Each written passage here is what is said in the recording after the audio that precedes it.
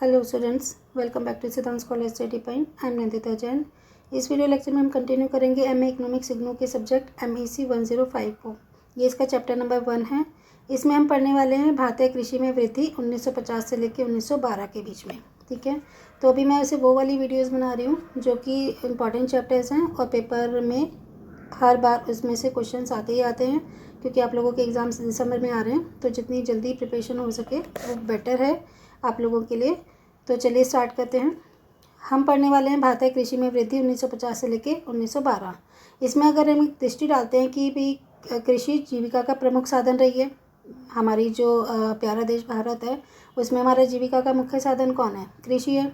स्वतंत्रता के बाद से ही सरकार की कृषि संबंधी विशिष्ट नीतियों एवं रणनीतियों में कृषि की प्रतिभाओं एवं प्रक्रियाओं को प्रभावित किया है।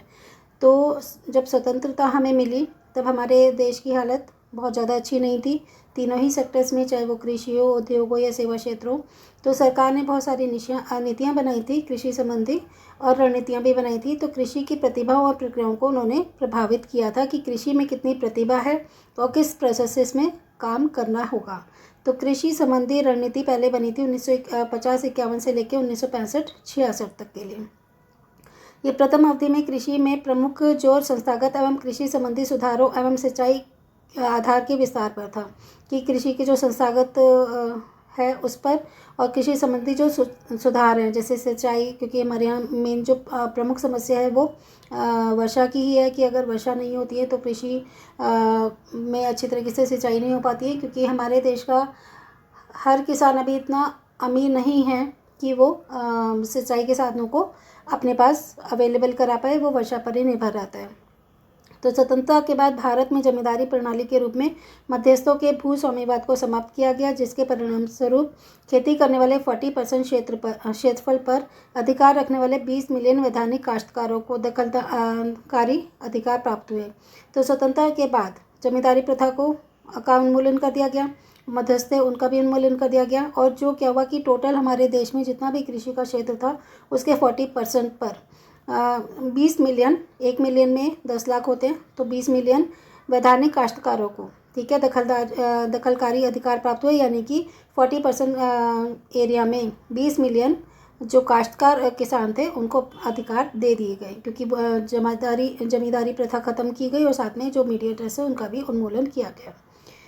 1960 के दशक के मध्य में तकनीकी तत्वों पर अधिक जोर दिया गया। भारत में गेहूं एवं चावल में अधिक उपज देने वाली किस्मों HYV में जैविक नव परिवर्तनों का लाभ उठाया गया। इसके अलावा एक ऐसी रणनीति अपनाई गई जिसे हरित क्रांति का नाम दिया गया।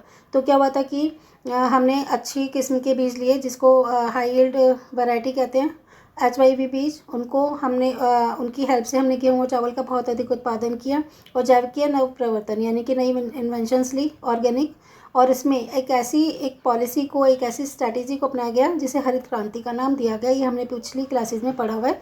हरित क्रांति क्या होती है? जब चावल और गेहूं की फसल बहुत ज़्यादा हुई थी, नए तरह के बीज इस्तेमाल करने से और नई तरह की इन्वेंशन करने से, तो बहुत ज़्यादा जब उपज हुई थी तो गेहूँ और चावल, उनको हमने हरित क्रांति का नाम दिया था। हरित क्रांति पूर्व की अवधि के विपरीत 1960 के दशक में के मध्य से प्राप्त होने वाली द्वितीय अवधि में भारतीय कृषि का तीव्र गति से आधुनिकीकरण हुआ था। नई कृषि तकनीक ने कृषि में निजी उपयोग और विनियोग को भी आकर्षित किया। तो हरित क्रांति से पहले की बात करें तो 1960 के दशक के मिड में जो द्वितीय अवधि थी ना, उसमें भारतीय कृषि का तीव्रता से आधुनिकीकरण यानी कि मॉडर्नाइजेशन किया गया।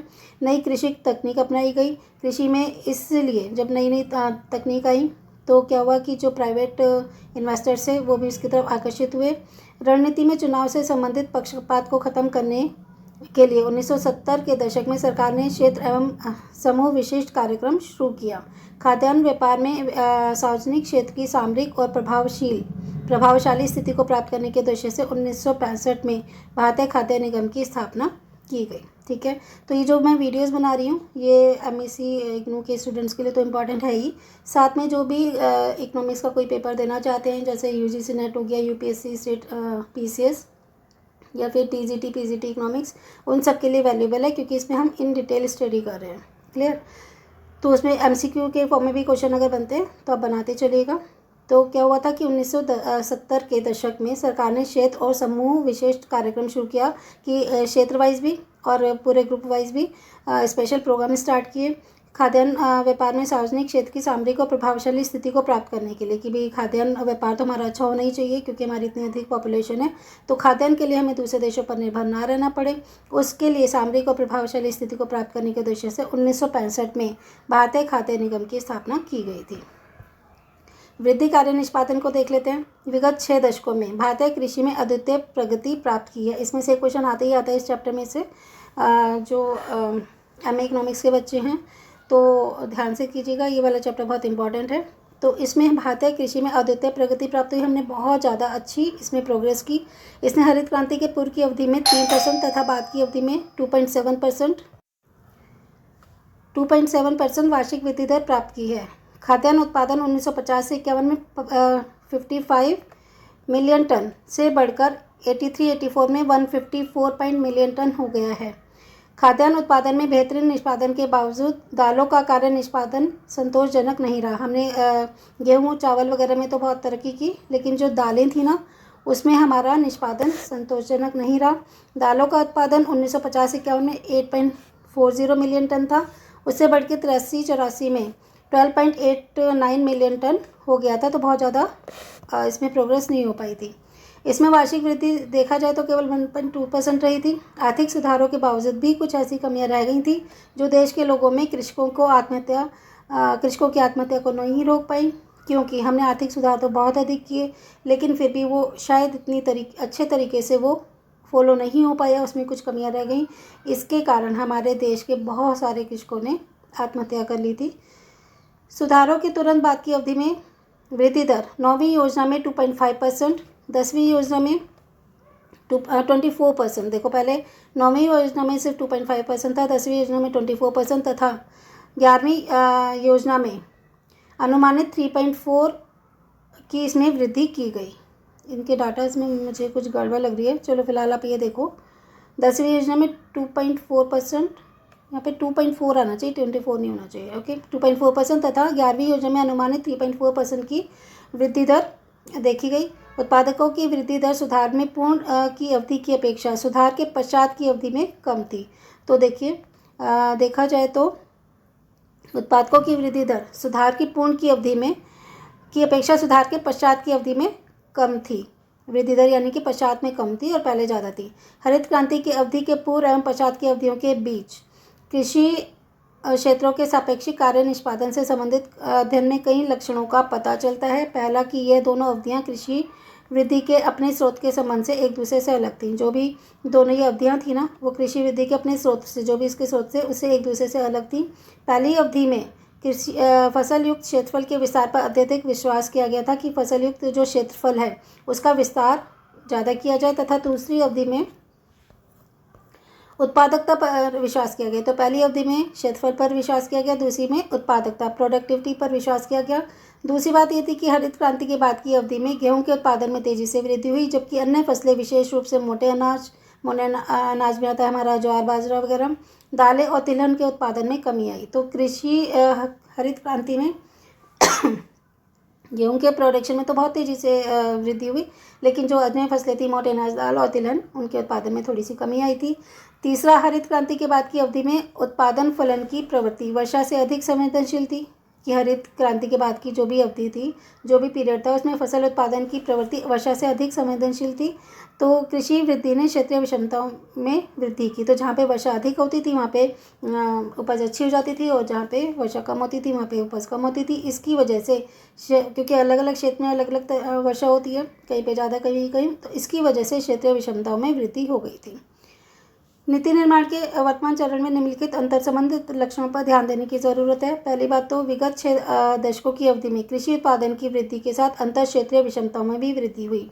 तो पिछले 6 दशक मतलब 60 सालों की अवधि में अगर देखें तो कृषि उत्पादन में तो वृद्धि हुई थी, लेकिन अंतर क्षेत्रीय विषमताओं में भी वृद्धि हुई। ठीक है, तो विभिन्न वर्षा क्षेत्रों के लिए उपयुक्त उच्च उपज किस्में हाई यील्ड वैरायटीज़ जो होती हैं को विकसित करने के लिए विशेष प्रयास नज़र नहीं आए। ठीक है, तो हमने देखा कि अंतर क्षेत्रीय विषमताओं में भी वृद्धि हुई थी। एक ही क्षेत्र में इधर और इधर में वृद्धि थी, थोड़ी मतलब असमानता थी, विषमता थी। क्यों? क्योंकि इस टाइम में जो विभिन्न वर्षा के क्षेत्र हैं, किसी भी जैसे एक पूरी स्टेट है उसमें भी ऐसा नहीं है ना कि हर जगह ही सेम वर्षा होती है, कहीं पे कम होती है, कहीं पे ज़्यादा। तो जो हमारे उच्च उपज किस्म के बीज थे ना, उसको अधिक विकसित करने के लिए कोई खास प्रयास करते हुए नज़र नहीं आए। नीतियाँ तो बहुत अच्छी थी, लेकिन वो जो सरकारी कर्मचारी होते हैं उनकी अक्रमणता के कारण, उनके कभी कभी भ्रष्टाचार या किसी और कारण से इतने प्रयास उन्होंने नहीं किए जिससे कि इसमें वृद्धि नज़र आती। फिर है खाद्यान्नों की प्रति व्यक्ति उपलब्धता में कोई उल्लेखनीय सुधार नहीं हुआ, क्योंकि हम पर कैपिटा अवेबिलिटी निकालते हैं खाद्यान्नों की कि टोटल खाद्यान्न कितना है उसको व्यक्तियों से भाग कर दे कि भी हमारे देश में कितने व्यक्ति हैं, तो पर पर्सन के लिए खाद्यान्न निकल आता है। तो ये बहुत ज़्यादा खास नहीं था, इसमें खास सुधार नहीं हुआ। फिर थर्ड है वर्तमान चरण में लगभग सभी राज्यों में वास्तविक मजदूरी में सुधार नजर आता था। तो जो अब का चरण है, वर्तमान जो भी प्रेजेंट है, उसमें लगभग सभी राज्यों में वास्तविक मजदूरी में सुधार नजर आता है, यानी कि लोगों की मजदूरी दर थोड़ी सी बढ़ गई है। ठीक है, मजदूरी दर कब बढ़ती है? जब राष्ट्रीय आय बढ़ती है, राष्ट्रीय आय बढ़ती है तो मांग बढ़ती है, मांग बढ़ती है तो क्या होता है? मांग बढ़ती है तो फिर उसके लिए मज़दूरों की ज़रूरत पड़ती है किसी चीज़ को बनाने के लिए, तो उनकी मजदूरी में वृद्धि की जाती है। या फिर ये कह लो कि वास्तविक मजदूरी रियल जो वेजेस होते हैं उसमें थोड़ा सा सुधार नज़र आया, क्योंकि उससे क्या होता है कि मान लो कोई चीज़ें अगर उत्पादन ज़्यादा होगा, ठीक है, सप्लाई ज़्यादा है, डिमांड कम है, तो थोड़े से रेट कम हो जाएंगे, तो मजदूरी दर में थोड़ा सा सुधार नज़र आ जाता है। विगत वर्षों में भारतीय कृषि के नियोजन के क्षेत्रीयकरण की अपेक्षाकृत अधिक मान्यता मिली है। तो पिछले कुछ सालों में हमने देखा कि भारतीय कृषि जो प्लानिंग थी उसके क्षेत्रीयकरण की सेंट्रलाइजेशन में थोड़ी सी अधिक मान्यता मिली है। कृषि जलवायु लक्षणों तथा उसमें जो अंतर व जल संस्थानों पर अधिक ध्यान केंद्रित किया गया है। योजना आयोग ने 15 कृषि जलवायु क्षेत्रों के स्तर पर कृषि संबंधी नियोजन की रणनीति तैयार करनी शुरू कर दी है। ठीक है, तो कृषि जलवायु लक्षण की कहाँ पे कौन सी जलवायु है, कौन सी कृषि की जाएगी। ठीक है, उसमें थोड़े से अंतर थे। और जल संसाधनों पर अधिक केंद्रित किया गया कि अगर जहाँ पर जल कम है यानी कि वर्षा कम होती है तो उनके संसाधनों पर अधिक ध्यान हमारी सरकार ने केंद्रित किया। तो योजना आयोग ने क्या करा, 15 कृषि जलवायु क्षेत्रों के स्तर पर कृषि संबंधी नियोजन की रणनीति शुरू की कि 15 कृषि जलवायु क्षेत्र लिए, उसके आधार पर कृषि संबंधी नियोजन की रणनीति उन्होंने प्लानिंग करनी शुरू कर दी, स्ट्रैटेजी बनानी शुरू कर दी। अब हम देखेंगे कृषि में विनियोग, यानी कि जो एग्रीकल्चर है ना, उसमें इन्वेस्टमेंट किस हिसाब से हुई है। 1980 के दशक की अवधि में कृषि में पूंजी निर्माण की घटती हुई दर को देखते हुए ऐसा लग रहा है कि शायद भविष्य में ये साधारण वृद्धि कार्य निष्पादन भी नहीं कर पाएगी, क्योंकि कृषि में इन्वेस्टमेंट बहुत कम हो रही है। तो जिस हिसाब से ये घटती हुई दर है ना कि इन्वेस्टमेंट कृषि में कम हो रही है, जबकि औद्योगिक और सेवा क्षेत्र में बहुत अधिक हो रही है, तो ये लग रहा है कि साधारण वृद्धि निष्पादन भी नहीं हो पाएगा जिस हिसाब से इन्वेस्टमेंट घटते जा रहा है। तो सौभाग्य से निरपेक्ष रूप में कोई कमी नहीं हुई है, लेकिन अनुपातिक रूप में अब योजना व्ययों में से कृषि की और संसाधनों का प्रवाह कम हो गया है। तो वैसे ऐसा नहीं है कि बिल्कुल ही कम कर दिया गया है। देखिए, पहले हम जितना लगाते थे ना, ठीक है, उसमें हमारा जितना परसेंट था वो तो लग ही रहा है, लेकिन क्योंकि राष्ट्रीय आय भी अगर हमारी पहले से बढ़ती जा रही है, तो अगर इसका एवरेज निकालें ना, इसकी रेशो निकालें, तो फिर इसमें हम कह सकते हैं कि अगर इनकम बढ़ी है तो सभी क्षेत्रों में व्यय में भी वृद्धि होनी चाहिए। ठीक है, सभी क्षेत्रों में व्यय होना चाहिए इस हिसाब से, लेकिन उसके हिसाब से औद्योगिक और सेवा क्षेत्र में व्यय अधिक हो रहा है, कृषि में कम हो रहा है। तो योजना व्यय में कृषि के संसाधनों का प्रभाव थोड़ा सा कम हो गया है। कृषि एवं संबंधित क्षेत्रों में सकल पूंजी निर्माण 2004-05 में 13.1 से बढ़कर 2010-11 में 20.1% हो गया था। ठीक है, तो वैसे तो सकल पूंजी निर्माण तो बढ़ा है, लेकिन जिस हिसाब से राष्ट्रीय आय बढ़ी है ना, उस हिसाब से कृषि क्षेत्र में जो अनुपात है वो नहीं बढ़ रहा है। ठीक है, तो हमने देखा विनियोग थोड़ा कम हो गया है इसमें। फिर है कृषि का साख प्रवाह। ठीक है, क्रेडिट जो होता है कृषि में, उसमें क्या है कि रिजर्व बैंक ने देखा कि परिणात्मक विस्तार के बावजूद भी साख प्रणाली में 4 बड़ी कमजोरियां हैं। ठीक है, हमने इसके क्वालिटिव क्वांटिटिव मेथड्स देखे, तो रिजर्व बैंक ने क्या देखा कि अगर भी जो क्वांटिटिव मेथड इंक्रीज़ कर रहे हैं, साख प्रणाली को बढ़ाना चाहते हैं। साख प्रणाली क्या होती है, ऋण देने की दर वगैरह, ठीक है, कि किस क्षेत्र में कितना ऋण दिया जाएगा, तो ये साख प्रणाली होती है, क्रेडिट प्रोसेस। तो इसमें 4 वीकनेसेस थी। नंबर 1, साख का कमज़ोर पुनर्चक्रण। ठीक है, साख का जो साइकिल चलता है ना, वो इतना परफेक्टली नहीं है। अभी साख मिलनी चाहिए लोगों को, एक तरह से चक्र चलना चाहिए, लेकिन वो इतना सही से नहीं चल पा रहा है। दूसरी बात, घटिया जमा संग्रहण की जो मनी है ना, ठीक है, वो उसका इतना कलेक्शन नहीं हो पा रहा है। तीसरा, अप्रभावी ऋण देने की प्रक्रिया, जिनको लोन की ज़रूरत है वहाँ तक लोन पहुँच ही नहीं पाता है, तो कहा जा सकता है कि अब अप्रभावी ऋण प्रक्रिया थी। और चौथा है घटिया ऋण वसूली। तो जब ऋण दिया जाता है तो उसकी वसूली भी की जाती है। ठीक है, तो ये जो प्रोसेस था ये भी इनका सही तरीके से नहीं था। कृषि में अधिक साख बदलने के बाद भी साख की गुणवत्ता में सुधार नहीं हुआ। साख की बड़ी मात्रा कुछ एक विकसित देशों, क्षेत्रों एवं बड़े विकासों किसानों को ही उपलब्ध हो पाई। कि साख की जो क्रेडिट की एक बहुत बड़ी जो क्वांटिटी थी ना, या तो जो डेवलप्ड एरियाज थे उनको, या फिर बड़े बड़े जो फार्मर्स थे जिनका ऊपर रुतबा था, ठीक है, तो वो सरकारी कर्मचारियों से अपने नाम बहुत सारा ऋण करवा लेते थे। तो ग्रामीण वित्तीय संस्थाएं, जो भी रूरल डेवलपमेंट ऑर्गेनाइजेशंस थी, विशेष रूप से व्यापारिक बैंक, ग्रामीण क्षेत्रों में अपनी असंतोषजनक कार्य निष्पादन के 3 कारण बताते हैं। तो जो ग्रामीण वित्तीय संस्थाएं हैं वो कहते हैं कि भी जो ये असंतोष कार्य निष्पादन प्रणाली चल रही है, उसके 3 कारण हैं। पहली बात तो ग्रामीण क्षेत्रों में आत्मसात करने की न्यून क्षमता।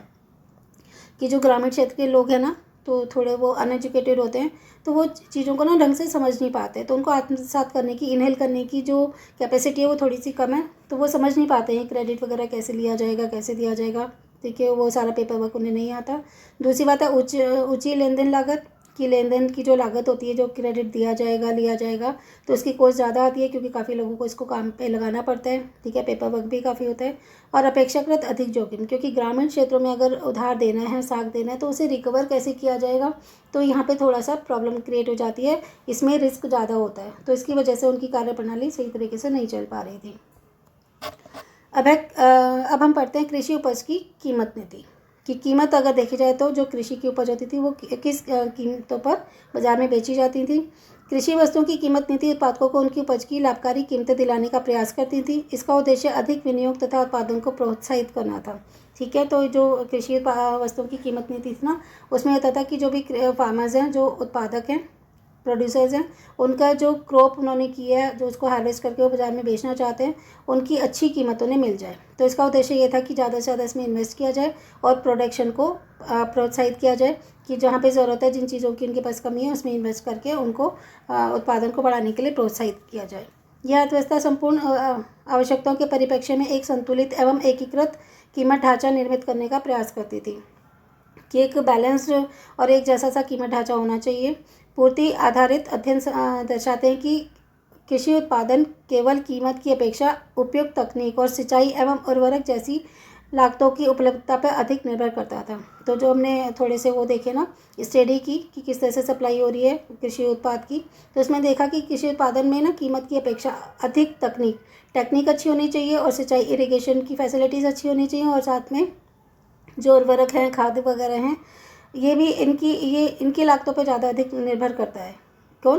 कृषि उत्पादन। ठीक है, ये कहता है कीमत पे इतना निर्भर नहीं होता जितना कि टेक्निक पे, इरिगेशन फैसिलिटीज़ पे और उर्वरक आदि पर निर्भर होता है। तब भी देखा जाए तो कीमत नीति को समर्थनकारी भूमिका निभानी होती है। यदि कीमत निर्धारण नीति हतोत्साहित करने वाली होती है तो तकनीक को अपनाना कठिन होता है। तो इतना सब कुछ होने पर भी जो प्राइस पॉलिसी है ना, वो समर्थनकारी भूमिका निभानी होती है, कि भाई समर्थन मूल्य किसानों को दिया जाता है कि आप किसान जो उपज उगाइए, और उसमें से हम आपको इतना समर्थनकारी प्राइस देने के लिए तैयार हैं। अगर इससे ज़्यादा का बिकता है तो आप बेच लो, नहीं तो इतना तो हम आपको दे ही देंगे। अब हम पढ़ते हैं कि कृषि की समस्याएं क्या है। कृषि की बहुत अधिक समस्याएं हैं, अभी इतनी जो हम अच्छे तरीके से उन समस्याओं को पूरा नहीं कर पाए हैं। तो पहली समस्या है, इसमें कम उत्पाद कीमतों को ध्यान में रखते हुए अनुदान सहित कम आगत कीमतों के साथ बनाम अनुदान रहित अधिक कीमतों के साथ अधिक उत्पाद कीमतों में निहित जटिलताओं के साथ न्याय नहीं करेंगे। यही कृषि की समस्या है कि कुछ करने के लिए अनुदानों के अधिक विकल्प हो सकते हैं और कुछ के लिए नहीं। क्या मतलब है इसका? कि जो कम उत्पाद कीमतें हैं ना, जिन उत्पादों की कीमतें कम हैं, उनको ध्यान में रखते हुए इसमें जो सब्सिडीज़ दी जाती है उसके सहित आगत कीमतों के आगत कीमत, आगत होते हैं हमारे जो संसाधन होते हैं, भूमि श्रम पूंजी और उद्यम, उनके साथ उसका कॉम्बिनेशन, साथ ही यहाँ पे अनुदान संहिता, तो यहाँ पे अनुदान रहित है, उसमें अनुदान रहित अधिक कीमतों के साथ, देखो यहाँ पे कम उत्पाद कीमतें थी और अनुदान भी था, यहाँ पे अनुदान नहीं है और साथ में जो कीमतों के साथ अधिक उत्पाद वाली कीमतों में निहित जटिलताओं के साथ न्याय नहीं हो पाता, तो जिसमें सब्सिडीज़ नहीं दी जा रही और अधिक कीमत है, अधिक उत्पाद कीमतों में, उनमें जो प्रॉब्लम्स आती है ना, उनके साथ वो बिल्कुल न्याय नहीं कर पा रहे हैं, जस्टिस नहीं हो पा रहे हैं। यही कृषि की समस्या है कि कुछ के लिए अनुदानों के अधिक विकल्प हो सकते हैं, जो कम कीमत उत्पाद बना रहे हैं उनके लिए तो अनुदान भी है, और जो ज़्यादा कीमत उत्पाद को बना रहे हैं उनके लिए सब्सिडीज़ नहीं है। तो ये सबसे बड़ी समस्या है कृषि की। फिर है संस्थागत विफलताएं और भी अधिक स्पष्ट हैं, साथ ही साथ जो स्ट्रक्चरल अनसक्सेस है ना, वो भी इसके साथ ज़्यादा जुड़ी हुई है। अध्ययनों से ये ज्ञात हुआ है कि खेतों पर सभी आगतों का उपयोग गैर अनुपातिक होता है। सभी आगत कौन से? 4 आगत हमारे जो हैं, भूमि श्रम पूंजी और उद्यम, वो ना एक फिक्स रेशो में नहीं है, गैर अनुपातिक होता है, जिसके परिणामस्वरूप किसानों की देयता में वृद्धि हो जाती है। इस प्रवृत्ति के कारणों से तकनीकी ज्ञान की अनुपलब्धता यानी कि अनअवेलेबिलिटी एंड विस्तार संस्थाओं द्वारा प्रदत्त अपर्याप्त समर्थन प्राप्त हो सकता है। तो लैंग्वेज थोड़ी सी टफ है, इसको समझ लेते हैं कि खेती पर हमारे 4 फैक्टर्स होते हैं, भूमि श्रम पूंजी और उद्यम। उनका जो रेशो है ना लगाने का, जैसे हम कहते हैं मान लो 1 कैपिटल लगाई और 2 लेबर लगाई, इस टाइप का जो रेशो होता है वो गैर अनुपातिक है, कोई ऐसे फिक्स प्रोपोर्शन नहीं है। इससे क्या होता है कि किसानों की देयता में वृद्धि हो जाती है। जैसे अगर उनके पास श्रम ज़्यादा है तो वो श्रम ज़्यादा लगा देते हैं, पूंजी थोड़ी होती है तो पूंजी लगा देते हैं, तो इनकी ना लायबिलिटीज़ इंक्रीज हो जाती है। इन प्रवृत्तियों के कारण, इसके कारण तकनीकी ज्ञान की अनुपलब्धता एवं विस्तार संस्थाओं, यहाँ पे विस्तार नहीं आएगा, वित्तीय आएगा, वित्तीय संस्थाओं द्वारा प्रदत्त अपर्याप्त समर्थन हो सकता है कि एक तो उनके पास टेक्निकल नॉलेज नहीं है, इसकी वजह से ना वो पिछड़ी हुई तकनीक के हिसाब से काम करते रहते हैं। साथ ही जो वित्तीय संस्था है उनको अपर्याप्त समर्थन है, क्योंकि अगर उनको पैसे की ज़रूरत होती है, देयताओं में वृद्धि हो रही है, उनको पैसा चाहिए, उनको पैसा टाइम पे मिल नहीं पाता। तो ऐसा क्या, इससे होने से वर्तमान परिस्थितियों में नीति का दबाव शुष्क क्षेत्रों तथा छोटे क्षेत्रों में उगाई जाने वाली फसलों की उत्पादकता में सुधार करना होता है। तो अगर हम वर्तमान परिस्थिति में देखें तो जो नीति बनाई जा रही है ना, वो कहते हैं शुष्क क्षेत्र जहाँ पे वर्षा कम होती है और छोटे खेतों में जो फसल उगाई जाती है वो थोड़े ही लेवल पे उगेंगी, तो इसमें इनकी उत्पादकता में सुधार करना है कि इनकी प्रोडक्टिविटी इंक्रीज़ हो जाए। इन समूहों के लिए दुग्ध उत्पादन क्षेत्र में उत्पादकता को प्रोत्साहित करने के उपाय महत्वपूर्ण हो सकते हैं। इसमें क्या है कि ये साथ, क्योंकि इनके एक तो क्षेत्र, ऐसे क्षेत्रों में वो खेती कर रहे हैं जहाँ पे वर्षा कम होती है, दूसरी तरफ छोटे खेत हैं तो उत्पादन भी कम होगा। तो ये कहते हैं इसके लिए ना अब साथ में ही साथ दूध के प्रोडक्शन एरिया में भी, उसकी प्रोडक्टिविटी में भी सुधार करो। साथ ही होता है ना, गाय भैंस वगैरह पाल लो और उसमें से जो दूध आएगा उसका भी उत्पादन करो, दूध को प्रोड्यूस करो, मतलब जो भी दूध है उसको आगे बेचो और उसकी प्रोडक्टिविटी यानी कि भी उनके जो प्रोडक्टिविटी है उसमें सुधार करो। तो आगत गहन तथा उच्च मूल्य वाली फसलों तथा उपक्रमों को तभी प्रोत्साहित करना चाहिए जब छोटे किसान पूर्ण रूप से आत्मनिर्भरता प्राप्त कर लें और अपनी परंपरागत फसलों एवं उपक्रमों से अतिरेकों का सृजन कर लें। क्या मतलब है इसका कि आगत गहन यानी कि मतलब जो भी हमारी प्रोडक्शन लगते हैं, श्रम गहन तकनीक भी हो सकती है, पूंजी प्रधान तकनीक भी हो सकती है, या फिर उच्च मूल्य वाली फसल जो महंगी होती हैं, और उपक्रमों को तभी प्रोत्साहित करना चाहिए, इन चीज़ों को तभी इंक्रीज़ करना चाहिए जब छोटे किसान पूर्ण रूप से आत्मनिर्भरता प्राप्त कर लें। और छोटे किसान पूर्ण रूप से आत्मनिर्भरता कैसे प्राप्त करेंगे कि अगर छोटे किसान हैं, छोटे खेत हैं, तो साथ में वो दूध का उत्पादन भी करें तथा अपनी परंपरागत फसलों एवं उपक्रमों से अतिरेक का सृजन कर लें, और जो उनकी ट्रेडिशनल क्रॉप उगाते हैं वो, और जो उनके इंस्ट्रूमेंट्स हैं पुराने तरीके के हैं, हल वगैरह, तो उससे वो थोड़ा सा सरप्लस क्रिएट कर लें, ये उनके लिए बेटर रहेगा। अब हम पढ़ते हैं, भारतीय अर्थव्यवस्था के लिए कृषि एवं संबंधित क्षेत्रों की वृद्धि अब भी महत्वपूर्ण है, क्योंकि यह देश के लगभग 58% रोजगार का सृजन करती है। अब चाहे समस्याएं कितनी भी हो, लेकिन फिर भी जो भी इंडियन एग्रीकल्चर है ना, ये जो एरिया है ये बहुत इंपॉर्टेंट है, क्योंकि आज भी हमारे देश का 58% जो रोजगार है ना वो कृषि क्षेत्र में ही है। इसके अलावा ये क्षेत्र भोजन, चारा तथा अनेक उद्योगों को कच्चा माल उपलब्ध कराती है, क्योंकि देखो कृषि क्षेत्र में क्या होता है, दालें, चावल, सारा अनाज उगता है। साथ में भैंसों वगैरह के लिए, पशुओं के लिए चारा भी होता है। साथ ही जो उद्योग है उनको कच्चा माल भी उपलब्ध कराती है, जैसे कि चीनी बनाने वाली कंपनी, जो औद्योगिक इकाई है उसके लिए जो गन्ना मिलता है वो खेतों से मिलता है। इसी तरह टेक्सटाइल कंपनी है, वो उसके लिए सारा रॉ मटेरियल जो उन्हें कॉटन बनाना है तो वो कहाँ से मिलेगा, रुई उन्हें खेतों से प्राप्त होती है। तो ये क्षेत्र बहुत ही इंपॉर्टेंट है। कृषि क्षेत्र में सतत रूप से सार्वजनिक एवं निजी दोनों क्षेत्रों में पूंजी विनियोग में वृद्धि की ज़रूरत है। तो सार्वजनिक इस कृषि क्षेत्र में एक तो पब्लिक यानी कि गवर्नमेंट की इन्वेस्टमेंट भी होनी चाहिए और प्राइवेट इन्वेस्टमेंट भी होनी चाहिए, दोनों की ही इन्वेस्टमेंट बहुत इंपॉर्टेंट है। शुद्ध बुआई युक्त क्षेत्र का 60% अब भी वर्षा पर आधारित है, ठीक है, क्योंकि हमारे देश के किसान, जैसे मैंने भी कहा था कि सभी बहुत अमीर नहीं हैं, कुछ ऐसे किसान हैं जो बहुत गरीब हैं, तो वो भी अपनी खेतों की जो जहाँ पे उन्होंने बोए हैं ना फसलें, उस क्षेत्र में अभी भी वो 60% लोग वर्षा पर निर्भर हैं कि वर्षा होगी तो उनके उपज की सिंचाई होगी।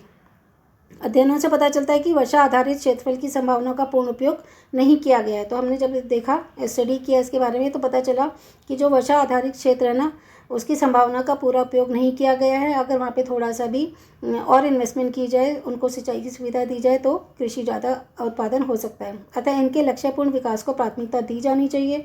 औसत खेत का आकार पहले से कम होकर 1.2 हेक्टेयर हो गया। अगर हम एवरेज निकालें ना कि एक खेत का कितना एवरेज कितनी आनी चाहिए, भाई कोई खेत बड़े होते हैं कोई छोटे होते हैं, एवरेज निकालें तो 1.2 हेक्टेयर हो गया। ये कम हो गया पहले से भी, जिसमें से ज़्यादातर बहुत छोटे भूमिखंड है, मतलब छोटे छोटे टुकड़े होते हैं खेतों के, उसी पे किसान खेती कर लेते हैं। जिन पर खेती करना अनार्थिक होता है, क्योंकि इन पे खेती कर भी लोगे तो ज़्यादा उपज नहीं होती, तो इकोनॉमिकली अच्छा नहीं होता, इसमें ज़्यादा पैसा नहीं आ पाता। भूमि के इन छोटे छोटे भागों को व्यवहारिक जोन के रूप में चकबंदी उत्पादकता को बढ़ाने वाले उपायों, विशेषकर सिंचाई में विनियोग को तेज कर सकते हैं। तो चकबंदी क्या होता है कि जैसे छोटे छोटे खेत हैं, ठीक है, तो अलग अलग है, अलग अलग वो खेती करेंगे तो क्या होगा, ज़्यादा उपज नहीं होगी। तो बेटर है कि इनकी चकबंदी कर दी जाए, यानी कि पूरे एरिया को एक खेत बना दिया जाए और इसमें सिंचाई में भी इन्वेस्ट कर दिया जाए, जिससे कि पूरे खेत में एक साथ फसल होगी तो ज़्यादा उत्पादन होगा। चाइना में तो ये वाला प्रोडक्शन चलता है, उसमें सभी किसान आपस में मिलके एक चकबंदी सी कर लेते हैं और सभी इकट्ठा उपज उगाते हैं। और इसमें ज़रूरत थी क्या, उनके पास सिंचाई के साधन नहीं है, तो सिंचाई के साधनों के लिए विनियोग कर लें, उस पर इन्वेस्ट कर लें और उनको ट्यूबवेल वगैरह लगा लें, जिससे कि खेती अच्छी हो पाए। इससे समग्र रूप में खेती के उत्पादन में तेज़ी से वृद्धि हो पाएगी। विनियोग की ज़रूरत केवल कृषि की उत्पादकता बढ़ाने के लिए नहीं है, बल्कि परिवहन, भंडारण एवं कृषि वितरण के लिए पर्याप्त आधारभूत ढांचे के लिए भी होती है। तो विनियोग जो हमें इन्वेस्टमेंट करना है, सिर्फ हमें ये नहीं करना कि हम प्रोडक्शन इंक्रीज़ करवा दें, भाई सिंचाई वगैरह की सुविधा में इन्वेस्ट कर दिया, लेकिन साथ में उस जो कृषि के हमारे उत्पादन हुआ है उसको पहुंचाने के लिए बैंकिंग मतलब उसके लिए पैसा वैसा चाहिए होता है। तो रोड भी अच्छी होनी चाहिए, परिवहन फैसिलिटी भी होनी चाहिए, स्टोरेज फैसिलिटी भी जो होनी चाहिए, जहाँ से वो सारा उत्पादन आके स्टोर में एकदम से तो नहीं बिक जाएगा ना, तो गोडाउन वगैरह भी होने चाहिए। तो ये सब चीज़ें के लिए, और फिर साथ ही जो कृषि उपज के वितरण के लिए आधारभूत ढांचे के लिए ढांचे भी ज़रूरी है। जैसे कि वितरण के लिए मान लो अनाज मंडी में पूरा अनाज आ जाए तो वहाँ पे बिक जाता है, इसी तरह सब्जी मंडी वगैरह होता है। तो सुधार की कमी तथा विनियोग की न्यूनता उन तत्वों में विशेष रूप से है जिन्होंने 1990 के दशक के बाद कृषि वृद्धि को धीमा कर दिया है। तो सुधार की कमी है और विनियोग की न्यूनता है, कहाँ पर, जो जहाँ पे अभी पूरी तरह से सुधार नहीं हुए हैं और पूरी तरह से इन्वेस्टमेंट नहीं है, तो वहाँ पर विशेष रूप से इन्वेस्टमेंट करने की ज़रूरत है, जिन्होंने 1990 के दशक के बाद भी कृषि वृद्धि को धीमा कर दिया। तो जिन क्षेत्रों में कृषि वृद्धि 1990 की एलपीजी अडॉप्ट करने के बाद, एलपीजी मतलब हमें पता है ना, एलपीजी क्या होती है कि लिबरलाइजेशन, प्राइवेटाइजेशन और ग्लोबलाइजेशन, उसमें अगर इसके बाद भी अगर कृषि वृद्धि कम है तो वहाँ पे ज़्यादा विनियोग की ज़रूरत है और सुधार करने की ज़रूरत है। कृषि पदार्थों की लगातार बढ़ती हुई ज़रूरतों को पूरा करने के लिए विपणन संबंधी अन्य सुधार भी आवश्यक है। तो कृषि पदार्थों की ज़रूरतें बढ़ती जा रही हैं क्योंकि पॉपुलेशन हमारे देश में बहुत तेज़ी से बढ़ रही है, तो उसके लिए सुधार के लिए ये भी ज़रूरत है। कृषि बाजारों का आधुनिक एवं उन्हें अत्यावश्यक सहयोगी आधारभूत ढांचे एवं संस्थानों से जोड़ने की भी ज़रूरत है। तो कृषि बाजारों को मॉडर्न और आवश्यक जो बेसिक स्ट्रक्चरों से और संस्थाओं से जोड़ने की भी ज़रूरत है।